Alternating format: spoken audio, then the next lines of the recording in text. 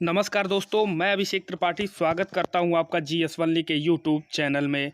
जैसा कि आपको पता है कि 8000 पदों पर राजस्व लेखपाल और चकबंदी लेखपाल की भर्तियां होने वाली हैं। इसी को देखते हुए आज हम लेखपाल भर्ती 2015 का कट ऑफ, सिलेबस और प्रश्न पत्र 2015 को यहां सॉल्व करेंगे, ताकि आप लोगों को भी अनुमान लग जाए कि मोस्टली प्रश्न कहाँ से पूछे जाते हैं। तो ये चीज़ जान लीजिए कि लेखपाल भर्ती 2020 में जो पदों की संख्या है वो कितनी है, वो है 8000। ये आपको अमर उजाला, दैनिक जागरण में भी देखने को मिल गया होगा। अब ये चीज़ जानिए, जो टोटल प्रश्न होंगे वो कितने होंगे, वो होंगे 100 प्रश्न। 2015 में क्या था कि टोटल तो क्वेश्चन 100 थे, लेकिन जो वो पूर्णांक था वो था आपका 80 नंबर का, ठीक। और 20 नंबर का क्या था, वो था इंटरव्यू, जो अब ख़त्म हो चुका है। तो यानी 100 प्रश्न है, तो 100 प्रश्न जो होगा वो होगा 100 नंबर का। कब के लिए है ये? तो ये है 2020 के लिए, ठीक। 2015 में क्या था, 100 प्रश्न थे, जिसमें से 80 नंबर का था और वो 20 नंबर का इंटरव्यू था, जिसे अब ख़त्म कर दिया गया है, ठीक। सिलेबस आप लोग पूरा जानिए। सिलेबस में जो होगा वो होगा आपका हिंदी 25 नंबर, गणित 25 नंबर, जीएस के 25 नंबर और ग्रामीण विकास जो होगा 25 नंबर का होगा, ठीक। जिसमें कि हिंदी में 25 क्वेश्चन, गणित में 25 क्वेश्चन, जीएस में 25 क्वेश्चन और ग्रामीण विकास में 25 क्वेश्चन, ठीक। ग्रामीण विकास अगर आपको पढ़ना हो तो चैनल को जरूर सब्सक्राइब कर लीजिएगा, चूँकि मैं ग्रामीण विकास का भी पर डे रेगुलर एक वीडियो अपलोड करने वाला हूँ। तो अगर आपको भी लेखपाल की तैयारी करना हो तो चैनल को जरूर सब्सक्राइब कर लीजिए, या फिर आप किसी भी कंपटीशन की तैयारी कर रहे हो तो चैनल को जरूर सब्सक्राइब कर लीजिएगा, क्योंकि यहाँ जीएस का स्पेशल वीडियो आपको प्रोवाइड कराया जाता है। अब कट ऑफ भी थोड़ा सा आप लोग जान लीजिए, कट ऑफ जानना बहुत ज़रूरी होता है। तो जनरल का जो कट ऑफ था वो 80 नंबर में कितना था, वो था 62 से लेके 68 तक, ठीक।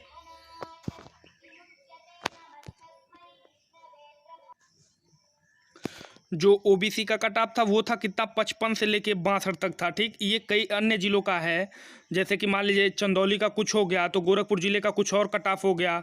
तो इस तरीके से लेके 55 से लेके 62 तक कट ऑफ था ओबीसी का। कितने में? तो 80 नंबर का पेपर होता था, तो ये 80 नंबर का था, ठीक। मतलब ये लिखित पेपर का जो अब बता रहा हूँ, ये लिखित का कट ऑफ कितना था, 55 से लेके 62 तक। और वो क्या था, 20 नंबर जो था वो आपका इंटरव्यू का अलग से था। एससी का कितना था, तो वो था 50 से लेके 55 तक। और एसटी का था कितना, वो था 44 से लेके 48 तक। ये कितने में था, तो ये था 80 नंबर के लिखित पेपर का कट ऑफ, ठीक। अब आप लोग ये भी जान लीजिए कि जो अब जो पेपर होगा वो होगा 100 नंबर का लिखित पेपर होगा, जिसमें से जनरल कैंडिडेट को कम से कम 62 से लेके 82 से लेके 88 नंबर लाना अनिवार्य होगा, तभी वो मान के चलिए कि कंपटीशन को बीट कर पाएगा। ओबीसी कैंडिडेट को मिनिमम रिक्वायर्ड रहेगा 72 से लेके 82 तक। 72 ये कम से कम मान लीजिए किसी अन्य डिस्ट्रिक्ट का है, और 82 जो है एकदम हाईएस्ट डिस्ट्रिक्ट का है, ठीक। 70 से लेके 75 तक एससी कैंडिडेट लाएगा तो वो अब सपना देखे लेखपाल बनने के लिए, अदरवाइज कोई ज़रूरत नहीं है। एसटी के लिए 44 से लेके 48 तक। ये कब तक था, तो ये था जब 80 नंबर का पेपर होता था प्लस 20 नंबर इंटरव्यू होता था। लेकिन अब क्या है, 100 नंबर का पेपर है, तो अब एसटी के लिए कम से कम 65 से लेके 68 नंबर तक लाना उसको होगा, ठीक। अब की बार लेखपाल पार, चाहे राजस्व या फिर चकबंदी, तो वीडियो पूरा देखिएगा। आज हम 2015 में हुई राजस्व भर्ती और चकबंदी भर्ती, लेखपाल भर्ती का पेपर सॉल्व करेंगे, और ये भी जानेंगे कि अधिकतर प्रश्न कहां से उठते हैं। अगर आपका भी सपना है लेखपाल बनने का तो चैनल को सब्सक्राइब करके बेल आइकन जरूर प्रेस कर लीजिएगा, ताकि रोज़ वीडियो का नोटिफिकेशन आपको मिलता रहे। यहाँ रोज़ एक वीडियो अपलोड की जाएगी। चलिए 2015 का पेपर शुरू करते हैं। क्वेश्चन नंबर पहला देखिएगा, केंद्र सरकार के विकास व्यय में शामिल नहीं है। ऑप्शन देखिए, सामाजिक एवं सामुदायिक सेवाओं पर व्यय, राज्यों के लिए अनुदान, रक्षा व्यय, आर्थिक सेवाओं पर व्यय। तो जो इसका सही आंसर होगा वो होगा रक्षा व्यय, ठीक। तो केंद्र सरकार के विकास के व्यय में कौन सा शामिल नहीं है, वो है रक्षा व्यय, ठीक। तो केंद्र सरकार के समस्त व्यय को योजनागत व्यय और गैर योजनागत व्यय में बांटा जा सकता है, ठीक। जिसे हम लोग क्रमशः विकासात्मक व्यय भी कहते हैं और गैर विकासात्मक व्यय भी कहा जाता है, ठीक। अब देखिए क्या होता है गैर विकासात्मक व्यय और विकासात्मक व्यय क्या होता है। तो गैर विकासात्मक व्यय में रक्षा होता है, रक्षा व्यय, सब्सिडी, ब्याज, भुगतान, पेंशन जैसे व्यय शामिल किए गए हैं, ठीक। जबकि क्या है कि ये विकासात्मक व्यय के अंतर्गत क्या क्या आते हैं, तो ये उपरोक्त व्यय जो है वो शामिल हैं, ठीक। तो इसका जो सही आंसर क्या होगा, क्या वो होगा रक्षा व्यय, ठीक। क्वेश्चन नंबर 2 देखिएगा, हमारे रुधिर में ऑक्सीजन का परिवहन एक प्रोटीन द्वारा होता है जिसका नाम है मायोग्लोबिन, हीमोग्लोबिन, मायोग्लोबिन, कीरेटिन। इनमें से कोई नहीं, तो जो इसका सही आंसर होगा वो होगा हीमोग्लोबिन। ठीक, तो मानव शरीर में ऑक्सीजन का परिवहन हीमोग्लोबिन के द्वारा होता है, जो किससे बना होता है, जो प्रोटीन नामक धातु से बनी होती है।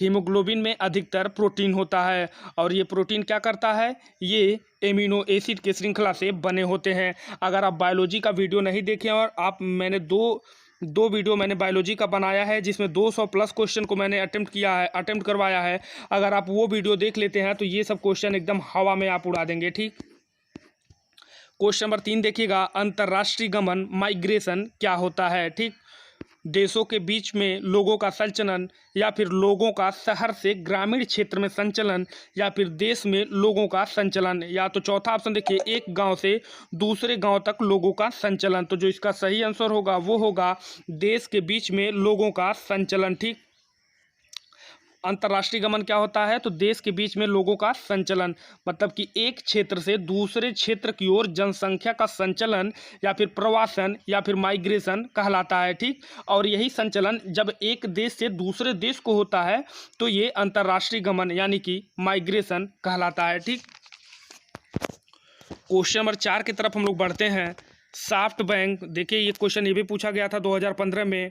ये मैं आपको बता दे रहा हूँ, ये 2015 का लेखपाल भर्ती का शिफ्ट 1 का पेपर जीके और जीएस पोर्शन में आपको यहाँ सॉल्व करा रहा हूँ। कल मैं हिंदी का पेपर भी सॉल्व कराऊंगा और आपको बताऊंगा कि मोस्टली क्वेश्चन कहाँ से पूछा जाता है। तो देखिए क्वेश्चन नंबर 4 पूछा गया था कि SoftBank fill in the blanks और फॉक्सकॉन टेक्नोलॉजी ग्रुप ने एक संयुक्त उपक्रम एसबीजी क्लीन टेक बनाया है जो ग्रीन एनर्जी प्रोजेक्ट को 10 वर्षों में लगभग $20 बिलियन का निवेश करेगा। ऑप्शन देखिए किसने बनाया है, तो Adani limited, Reliance limited, Tata limited, Tata group, या फिर भारती इंटरप्राइजेज। तो जो इसका सही आंसर होगा वो होगा भारती इंटरप्राइजेज। ठीक, तो सॉफ्ट बैंक, भारतीय इंटरप्राइजेज और फॉक्सकॉन टेक्नोलॉजी ग्रुप ने एक संयुक्त उपक्रम एसबीजी क्लीनटेक बनाया है जो क्या करेगी, जो ग्रीन एनर्जी प्रोजेक्टों में 10 वर्षों में लगभग $20 बिलियन का निवेश करेगी। ठीक, तो आपको ये चीज़ ये भी जान लीजिए। अभी मैं लास्ट में बताऊंगा कि मोस्टली क्वेश्चन कहाँ से पूछा गया था 2015 में, और इस बार भी मोस्टली कहाँ से पूछे जाने की उम्मीद है। ठीक, लास्ट तक आप लोग बने रहिए, वीडियो को पूरा देखिए। अगर नहीं मन कर रहा है तो छोड़ के बिल्कुल चले जाइए, लेकिन हाँ अगर मन में सपना है मुझे लेखपाल बनना है, इस बार एक सीट उसमें मेरी है, तो वीडियो को पूरा देखिएगा। क्वेश्चन नंबर 5 देखिएगा, नेपाल भूकंप के दौरान भारत सरकार द्वारा संचालित किए गए बचाव कार्यों या कहें तो रेस्क्यू ऑपरेशन को कौन सा नाम दिया गया था। ठीक, तो नेपाल भूकंप के द्वारा भारत ने जो बचाव किया था, रेस्क्यू ऑपरेशन किया था, तो उसका नाम क्या था।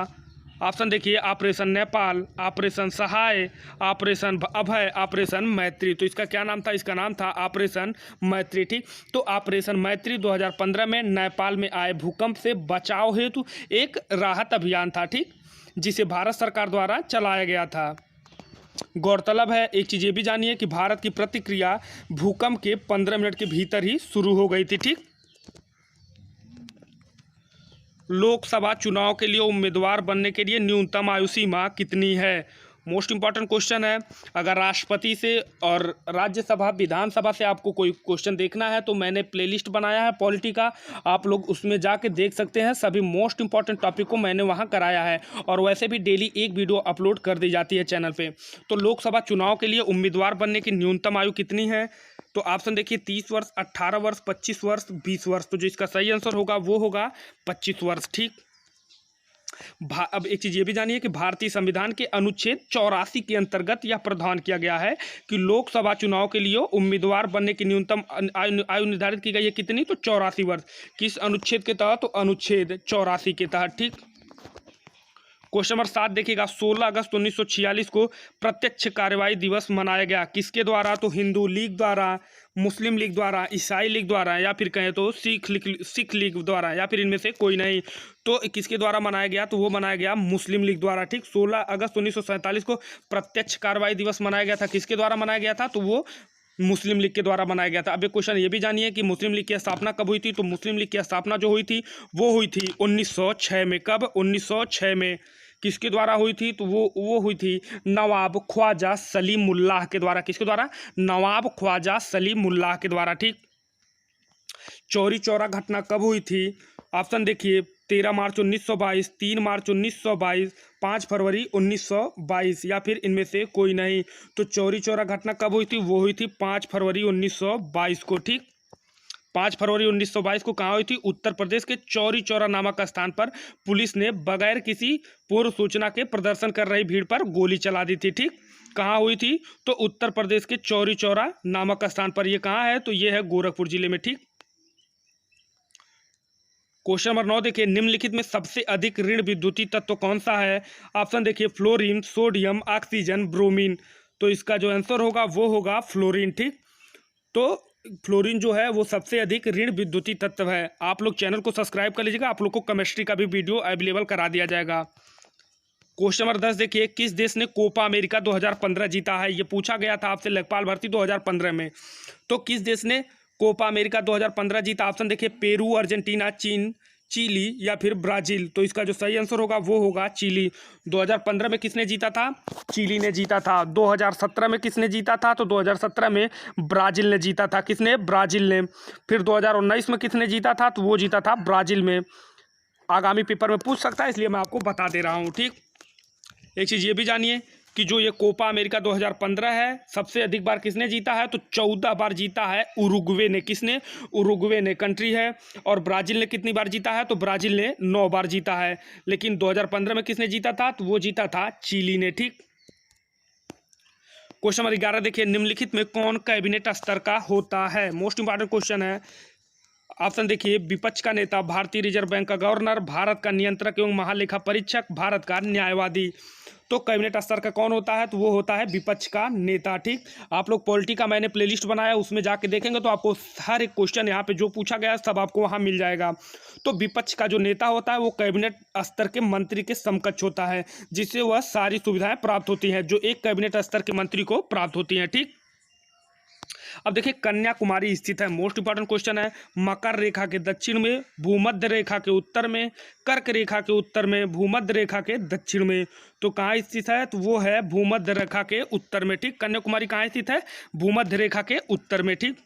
क्वेश्चन नंबर 13 देखिए, वह कौन सा स्थान है जहां अंतिम मुगल सम्राट बहादुर शाह जफर की मृत्यु हुई थी? मोस्ट इंपॉर्टेंट क्वेश्चन है कि वह कौन से सम्राट हैं?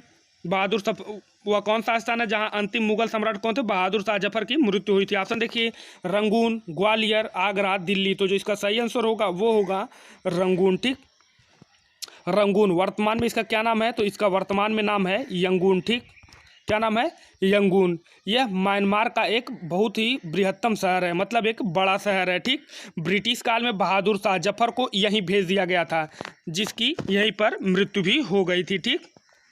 क्वेश्चन नंबर 14 देखिए, सविनय अवज्ञा आंदोलन का मुख्य उद्देश्य था? ऑप्शन देखिए अगस्त कथन के विरुद्ध, गोलमेज सम्मेलन के विरुद्ध, नमक्कर के विरुद्ध, इनमें से कोई नहीं। तो सविनय अवज्ञा आंदोलन का मुख्य उद्देश्य क्या था? वो था नमक्कर के विरुद्ध। ठीक। तो सविनय अवज्ञा आंदोलन नमक्कर के विरुद्ध चलाया गया आंदोलन था। ठीक। जिसकी शुरुआत कब हुई थी? तो वो हुई थी 12 मार्च 1930 को। कब? 12 मार्च 1930 को। किसके द्वारा हुई थी? तो वो हुई थी महात्मा गांधी ने शुरू की थी। ठीक। क्वेश्चन नंबर 15 देखिए, भारत की उच्चतम वार्षिक वर्षा कहाँ पर दर्ज की गई? यहाँ देखिए वर्षा छूट गया है, तो वार्षिक वर्षा कहाँ पर दर्ज की गई? ठीक। ऑप्शन देखिए नामची सिक्किम, चूरू राजस्थान, मासिनराम मेघालय, चंबा हिमाचल प्रदेश। तो जो इसका सही आंसर होगा वो होगा मासिनराम मेघालय। ठीक। तो कहाँ दर्ज की गई थी? तो मासिनराम मेघालय में। ठीक। क्वेश्चन नंबर 16 देखिए, एनपीसी से क्या अभिप्राय है? मोस्ट इंपॉर्टेंट क्वेश्चन है कि एनपीसी से क्या अभिप्राय है। ऑप्शन देखिए national population policy, national population production, national population programme या फिर नेशनल पॉपुलेशन प्रोजेक्ट। तो जो जिसका सही आंसर होगा वो होगा नेशनल पॉपुलेशन पॉलिसी। ठीक। एनपीसी का क्या मतलब होगा? National population policy. ठीक। National population policy. ठीक। अब जानिए कि एनपीसी का जो पूरा नाम है वो क्या है? राष्ट्रीय जनसंख्या नीति, यानी कि नेशनल पॉपुलेशन पॉलिसी। यहाँ देखिए एक चीज़ गड़बड़ हो गया क्वेश्चन में, एनपीसी दिया है तो इसको आप लोग पी कर लीजिएगा, ठीक, एनपीपी हो जाएगा ये। तो एनपीपी का क्या नाम है, तो नेशनल पॉपुलेशन पॉलिसी, ठीक। तो इसका हिंदी में क्या नाम हुआ, राष्ट्रीय जनसंख्या नीति। भारत सरकार द्वारा 2000 में राष्ट्रीय जनसंख्या नीति लाई गई। अब यहाँ एक चीज़ आपको ये भी पता चल रहा है कि भारत सरकार द्वारा जनसंख्या नीति कब लाई गई, तो 2000 में लाई गई, ठीक। जिसका प्रमुख उद्देश्य क्या था, पूर्व में 2045 था, 2070 तक देश की जनसंख्या को स्थिर करना लक्ष्य रखा गया था, ठीक। हाल ही में अंतर्राष्ट्रीय क्रिकेट काउंसिल के अध्यक्ष के रूप में किसे चुना गया, ये 2015 का आपका क्वेश्चन है, तो ये तब का आपसे पूछा गया है। क्योंकि ये पेपर 2015 का मैं आपको यहाँ सॉल्व करा रहा हूँ। तो हाल ही में अंतर्राष्ट्रीय क्रिकेट काउंसिल के अध्यक्ष के रूप में किसे चुना गया था 2015 में, तो वो चुना गया था जहीर अब्बास को, ठीक। किसको चुना गया था, जहीर अब्बास को। अब इस समय आपके अंतर्राष्ट्रीय क्रिकेट काउंसिल के अध्यक्ष कौन है, तो वो हैं शशांक मनोहर। कौन है, शशांक मनोहर, ठीक। क्वेश्चन नंबर 18 देखिए, जून 2015 के चौथे सप्ताह में 2 उद्यमियों और अनेक नागरिक निकायों के बीच अपशिष्ट प्रबंधन पर समझौता कहाँ हुआ था। ऑप्शन देखिए, गुजरात, केरल, महाराष्ट्र, असम। तो इसका जो सही आंसर होगा वो होगा असम। वीडियो आप इन तक देखिए, अभी मैं बता रहा हूँ मोस्टली क्वेश्चन कहाँ कहाँ से 2015 में पूछा गया था, कौन कौन सा टॉपिक अगर आपका मजबूत हो जाता है तो जीएस आपका कुछ हद तक बढ़िया हो जाएगा। ऑप्शन देखिए, क्वेश्चन नंबर 19 देखिए, आच्छादन अनावरण पर किसी पदार्थ का वायु से नमी का अवशोषण करने के गुण को कहा जाता है। ऑप्शन देखिए, प्रस्वेदन, शुष्कन, परासरण, प्रस्फुटन। तो जिसका सही आंसर होगा वो होगा प्रस्वेदन, ठीक। क्या होगा, प्रस्वेदन। तो प्रस्वेदन आच्छादन अनावरण पर किसी पदार्थ का वायु से नमी को अवशोषण करने का गुण होता है, ठीक। क्वेश्चन नंबर 20 देखिए, दालें किसका अच्छा स्रोत होती हैं। ऑप्शन देखिए, प्रोटीन, विटामिन, कार्बोहाइड्रेट, वसा। तो जो इसका सही आंसर होगा वो होगा प्रोटीन। तो दालें जो हैं वो प्रोटीन का अच्छा स्रोत होती हैं।